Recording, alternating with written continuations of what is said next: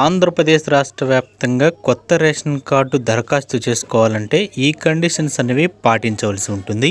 So ఈ 5 conditions ఉన్నవారికి మాత్రమే కొత్త రేషన్ కార్డు అనేది జారీ చేస్తుంది ఇప్పుడు నూతనంగా ఏర్పడిన చంద్రబాబు నాయుడు గారి ప్రభుత్వం. సో ఇప్పుడున్న జగన్మోహన్ రెడ్డి ఇచ్చిన రేషన్ కార్డులు అనేవి పనిచేస్తాయా చేయవా అంటే సో తప్పకుండా అయితే పనిచేస్తాయి. వాటి మీద అయితే గాబరా అవసరం లేదు. ఎవరైతే కొత్త రేషన్ కార్డులు పొందాలనుకుంటారో వాళ్ళకి మాత్రం కొంచెం ఈ రూల్స్ అండ్ రెగ్యులేషన్స్ అయితే పాటించాల్సి ఉంటుంది. సో ఏంటో ఒక్కొక్కటిగా చూద్దాం. ఎవడనేస్తే లైక్ చేయండి.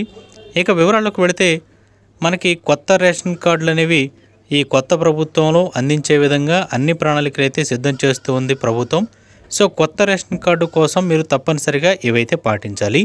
అందులో మొదటిది తప్పనిసరిగా ఆధార్ కార్డులో ఎవరైతే భార్యాభర్తలు ఉంటారో అంటే అటు మగబ్బాయి కానీ ఇటు ఆడమ్మాయి కానీ తప్పనిసరిగా 18 సంవత్సరాలు నిండి ఉండాలి. అదేవిధంగా వాళ్ళకి తప్పనిసరిగా మ్యారేజ్ సర్టిఫికేట్ అనేది కలిగి ఉండవలసి ఉంటుంది. ఈ మధ్యకాలంలో ఎవరైనా కానీ పెళ్లి చేసుకుని ఉంటే.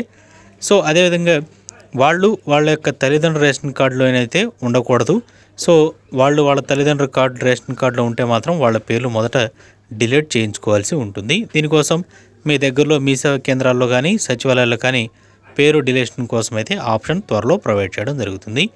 ఇక మూడోది వచ్చేసరికి తప్పనిసరిగా ఆధార్ కార్డుకి ఫోన్ నెంబర్ లింక్ అనేది ఉండాలి.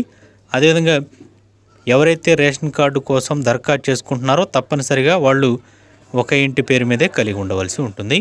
ఇక నాలుగోది వచ్చేసరికి తప్పనిసరిగా ఎవరైతే భార్యాభర్తలు ఉంటారో వీళ్ళు వాళ్ళ యొక్క డీటెయిల్స్ అనేవి హౌస్ హోల్డ్ అంటే ప్రజా సాధికారిక సర్వే అనేది మనకి గతంలో చంద్రబాబు నాయుడు గారు ఉన్నప్పుడు ఉంది. ఇప్పుడు అదే ప్రజా సాధికారిక సర్వేని తీసుకురావచ్చు. లేదా గ్రామ వార్డు వాలంటీర్ యాప్లో ఇదివరకు హౌస్ హోల్డ్ డేటా అనేది ఉంది కదా. సో ఆ హౌస్ హోల్డ్ డేటాలో ఇద్దరు ఒక కుటుంబ సభ్యులుగా ఉండవలసి ఉంటుంది. సో ఉంటేనే మీరు రేషన్ కార్డుకి అప్లై చేసుకోవడానికి అయితే అర్హులు అనమాట.